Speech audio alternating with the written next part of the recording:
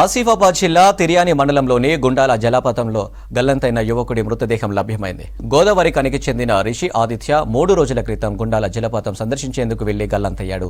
అధికారులు గాలింపు చర్యలు చేపట్టారు. ఇవాళ రిషి ఆదిత్య మృతదేహం లభ్యమైంది. పోస్టుమార్టం కోసం మృతదేహాన్ని ఆసుపత్రికి తరలించారు. విహారం పేరిట జీవితాలను పనంగా పెట్టకూడదన్నారు జిల్లా డీఎస్పీ సదయ్య. చాలా మంది జలపాతాల దగ్గర రీల్స్ చేస్తూ అజాగ్రత్తగా ఉంటున్నారన్నారు. సందర్శకులు తగిన జాగ్రత్తలు పాటించాలని సూచించారు.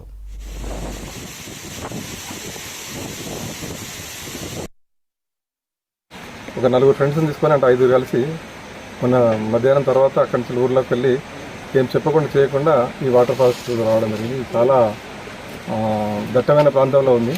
అక్కడ రావడానికి కూడా మినిమం 7-8 కిలోమీటర్లు నడుచుకుంటూ రావాల్సిన పరిస్థితి. దారి కూడా ఏముండదు.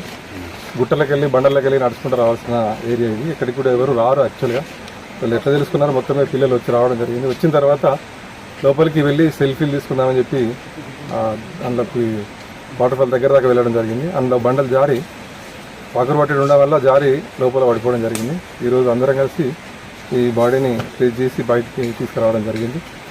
ఇలా వాటర్ కనిపించినాయి కదా అని చెప్పేసి పిల్లలు ఇంత దూరం వచ్చి పిల్లలు తన యొక్క మరణానికి కారణం అవుతున్నారు. తర్వాత తల్లిదండ్రులకు పుత్రశోకాన్ని పెట్టిపోతున్నారు చాలామంది పిల్లలు. ఇదే నీళ్లకు రావాలంటే అక్కడ దొరకదా? మానేరు డ్యామ్కి వెళ్ళొచ్చు, అడా ప్రాజెక్ట్కి వెళ్ళొచ్చు, ఇంకెక్కడ వెళ్ళొచ్చు నీళ్ళకని. ఇంత దూరం వచ్చి ప్రాణాలను బలికొనుకోవడం తప్ప ఇంకా వేరే మరొకటి